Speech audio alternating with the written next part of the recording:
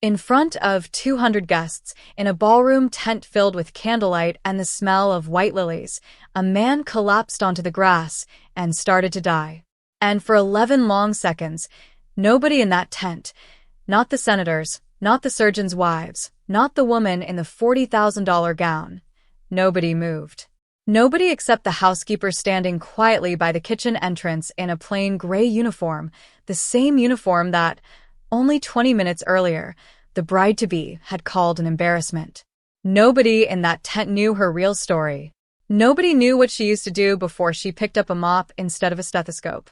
But in the next 90 seconds, everything that room thought it knew about worth, about class, about who deserves respect, was about to be rewritten in front of them. Stay with me until the end, because what this woman did next, and what it cost her to hide it for 6 years, will stay with you long after this video ends. Hey, welcome back. If this is your first time here, this channel is home to real, raw, emotional stories about ordinary people carrying extraordinary weight. Before we start, tell me in the comments, where are you watching from tonight? I read every single one. And if stories about quiet strength, hidden pasts, and the kind of dignity money can't buy move you, stay close, because this is one of the most powerful ones I've told. Marcus Callahan was 34 years old, and by every outward measure, he had already won at life. He was the founder of Callahan Analytics, a data infrastructure company that had gone from a 2-bedroom apartment to a $9 billion valuation in 11 years. He owned a lake house in Connecticut with its own private dock, a penthouse in Manhattan, and a name that opened doors before he even reached for the handle. But Marcus had not always lived like this. He grew up in a 2-room apartment above a laundromat in Hartford, raised by his mother, Diane, an emergency room nurse who worked double shifts so often that Marcus sometimes went 3 days without seeing her awake. His father had died in a construction accident when Marcus was 8 years old, a scaffolding collapse that the company later settled quietly for far less than a life was worth. Marcus remembered exactly one thing his mother told him the night after the funeral, sitting on the edge of his bed in her hospital scrubs, too exhausted to even take off her shoes. "The people who show up for you when you have nothing," she said, "are the only wealth that never runs out. Don't you ever forget that, baby, no matter how much money you make." He never did. It was why, 26 years later, he still knew the names of every janitor in his office building. It was why he still called his mother every single Sunday at 7 p.m., no matter what time zone he was in. And it was why, when he hired a quiet, careful housekeeper named Elena Vasquez 2 years ago for his Connecticut lake house, he made sure her job came with health insurance, paid time off, and a fair wage, the kind of decency he wished someone had shown his own mother. Elena Vasquez was 29 years old. She moved through the lake house the way water moves through a riverbed, quiet, precise, leaving everything cleaner and calmer than she found it. She arrived at 6:30 every morning, and she never once, in 2 years, complained. She had a 3-year-old daughter named Mia, a small, serious child with dark curls and enormous brown eyes, who spent her afternoons in a corner of the kitchen with a coloring book while her mother worked. What almost nobody at that lake house knew, what Elena had made absolutely certain nobody knew, was that 6 years earlier, before a car accident took her husband David on a rain-soaked highway outside Providence, Elena Vasquez had been a level 1 trauma nurse at Rhode Island's busiest emergency room. She had held more lives in her 2 hands in a single year than most people encounter in a lifetime. She had called time of death. She had also, far more often, refused to let time win. After David died, she was left alone with a 6-month-old baby and a schedule that demanded 48-hour rotations she could no longer physically survive without childcare she could not afford. So she made a choice most people never have to make. She folded her scrubs into a drawer, put her badge in a small wooden box at the back of her closet, and took a job where the hours were steady and her daughter could sit in the next room. Nobody in her new life needed to know what she used to be able to do. She told herself that chapter was closed. She had no idea it was about to be reopened, in the worst possible way, in front of 200 strangers. Isabel Duncan was 30 years old, the only daughter of a shipping magnate from Greenwich, and she had been engaged to Marcus for 8 months. She was, by any photograph, breathtaking, sharp cheekbones, a laugh that carried across a room, an instinct for saying exactly the right thing to exactly the right person. She had also, from the very first week Elena started working at the lake house, made her feelings about the staff unmistakably clear, without ever quite saying anything a lawyer could use against her. She left wet towels on the bathroom floor deliberately, just to watch someone else pick them up. She referred to Elena, even when Elena was standing 3 feet away, as the help. She once corrected a caterer loudly for using the wrong fork placement, then turned and said to her friends, just quietly enough to pretend it was private, "Some people are just built to serve." It's not an insult, it's just true. And once, when Mia's coloring book slid off the kitchen counter during a dinner party, Isabel looked at the little girl the way someone looks at a stain and said, loud enough for 4 guests to hear, "I really don't think children like that belong in a house like this." Elena said nothing. She picked up the coloring book, picked up her daughter, and walked back into the kitchen with her spine straight and her face unreadable. She had survived a trauma bay on a Saturday night in downtown Providence. She had survived losing her husband at 26 with a baby in her arms. She was not going to let a woman with a $200,000 engagement ring be the thing that finally broke her. But something about the way Isabel said the words, "people like that," settled into Elena's chest like a stone that would not dissolve. 2 weeks before the engagement party, Elena was refilling the linen closet in the upstairs hallway when she heard Isabel's voice through a half-open door, low and amused, talking to a friend on the phone.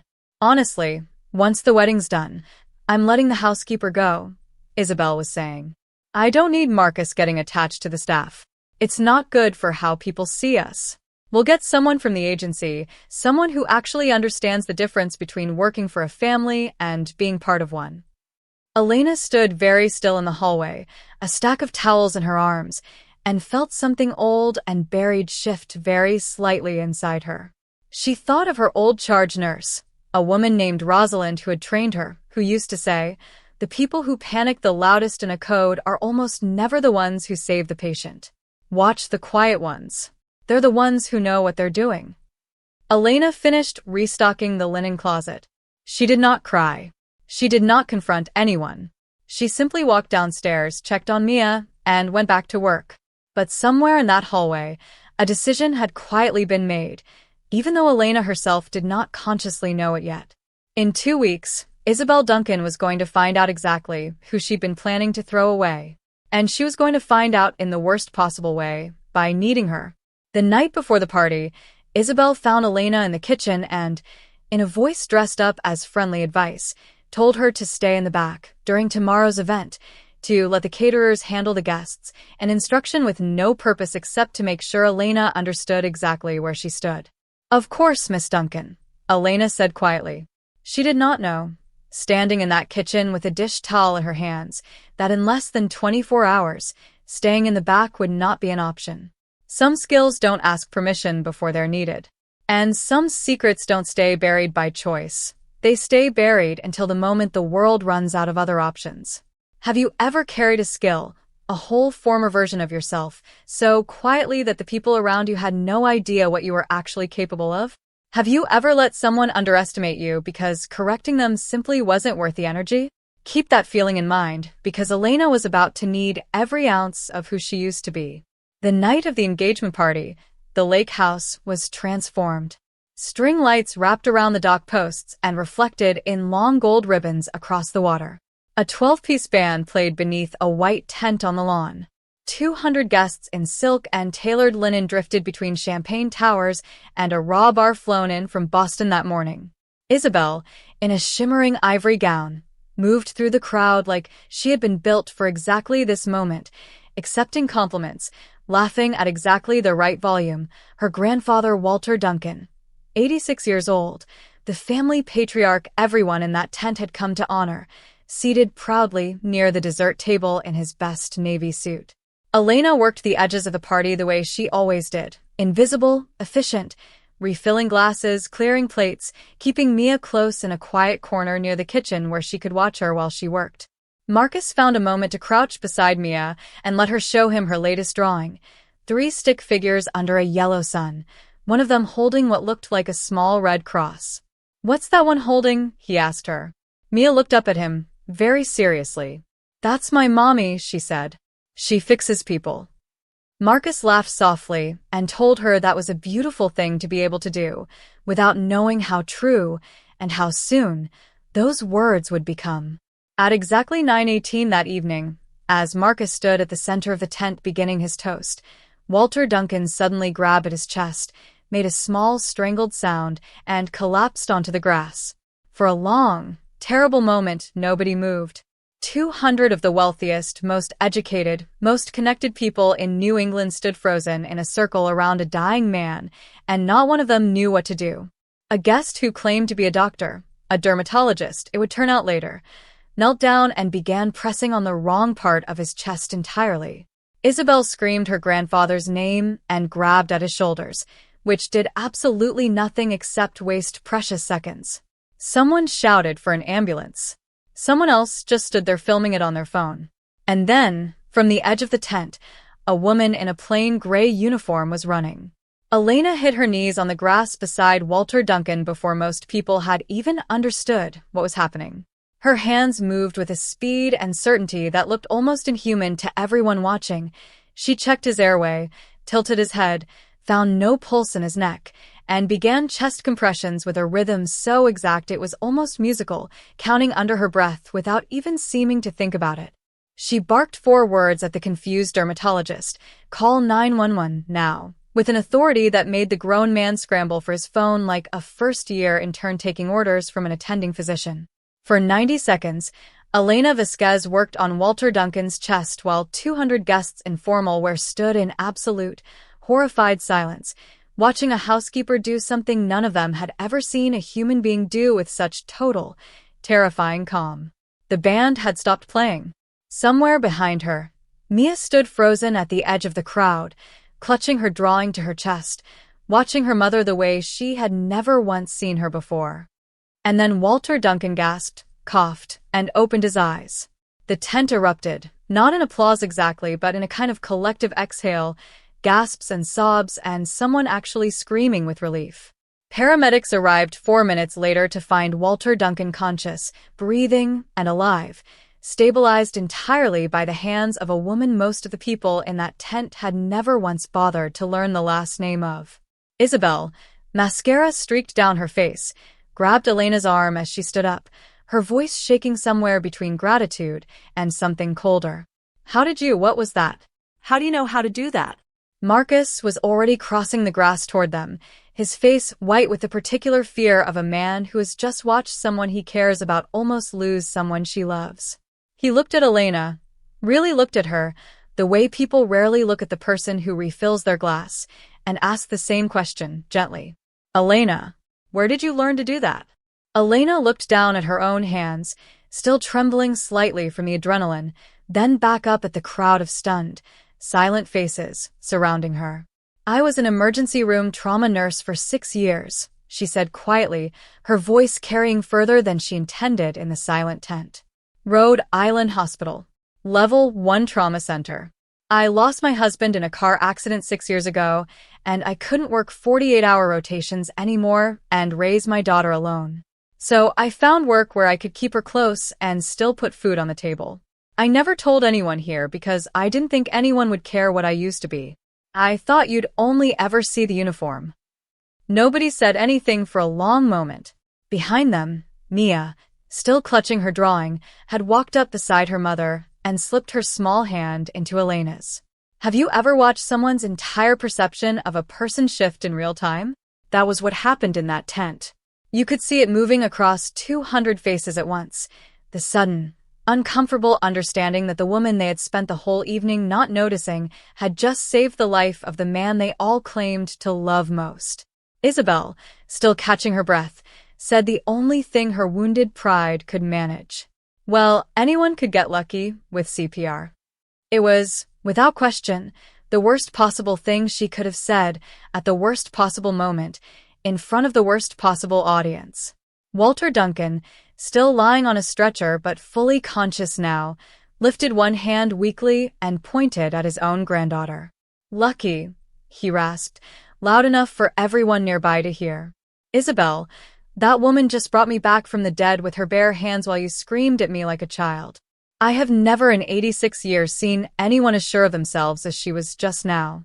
And all evening, I heard the way you talk about her. You called her the help." A ripple of quiet, uncomfortable agreement moved through the crowd. Guests who had, over 8 months, quietly noticed 100 small cruelties they'd said nothing about, finally feeling permission to stop pretending they hadn't seen them. Marcus did not say anything for a long moment. He simply looked at Isabel the way you look at a stranger. The polish, the perfect laugh, the practiced charm, all suddenly transparent, all suddenly visible for exactly what they were built to hide. The engagement did not end that night, not with shouting, not with a scene. It ended 3 days later, quietly, in Marcus's study, when he told Isabel he needed time apart to think, and by the end of that conversation, both of them understood there would be no wedding in June. Isabel left for her family's house in Greenwich without a single guest ever hearing another word about it. There was no arrest, no public shaming, no revenge. She simply wasn't in Marcus Callahan's life anymore, and everyone who had been at that party understood exactly why, without needing to be told. Elena expected, quietly, to be let go. The awkwardness of the whole situation seemed reason enough. Instead, Marcus found her in the kitchen 4 days later, and told her the opposite. "You're not going anywhere," he said. "Unless you want to. This house has never felt more honest than it did the night you saved him." Elena, for the first time in 6 years, let herself cry in front of someone who wasn't her daughter. Over the following months, something quiet and unhurried began growing between Marcus and Elena. Not a dramatic romance, not a rushed proposal, just two people who had finally stopped pretending they hadn't noticed each other. There was no rush. Both of them had learned in very different ways what it cost to build something too fast on top of a lie. Marcus did something else, too, something he never once mentioned to a journalist or posted about. He funded a small community health clinic 20 minutes from the lake house, in the same kind of working-class neighborhood he'd grown up in, and he asked Elena, not as a favor, not as a gift, but as a job offer with a real salary and her own name on the door, if she would help him run it as head nurse. She said yes before he'd even finished the sentence. 6 months later, that clinic saw its first 4,000 patients, and not one of them ever knew the woman running the front desk had once been called the help by the woman who almost married its founder. A year later, on a warm September afternoon, Marcus proposed to Elena in the garden behind the lake house. No cameras, no 200 guests, just the two of them and 4-year-old Mia sitting on the porch steps feeding crackers to a very patient dog. Mia, when she saw the ring, looked at the drawing she still kept taped to the refrigerator. The same one from the party, 3 stick figures under a yellow sun, one of them holding a small red cross, and said, with enormous 4-year-old satisfaction, "Now he's really in the picture." She had, without knowing it, been drawing her family into existence for a year before it became true. Here's what I want you to carry with you tonight. We walk past quiet people every single day. The ones who show up early, who never complain, who fold themselves small so they don't take up space that was never really offered to them. And we rarely stop to wonder what they used to be, what they gave up, what they're capable of, because it's easier to see a uniform than a whole human life. The truest measure of character isn't how you treat the people who can do something for you. It's how you treat the people you've decided don't matter, right up until the moment you desperately need them to. If this story moved you tonight, if it reminded you that quiet strength almost always outlasts loud cruelty, do me a favor and hit that like button. It takes 1 second, and it means everything to this channel. Subscribe if you want more stories like this one, and tell me in the comments, what would you have done if you were standing in that tent? Share this with someone who needs a reminder tonight that they matter exactly as they are. Thank you for watching, and take care of each other.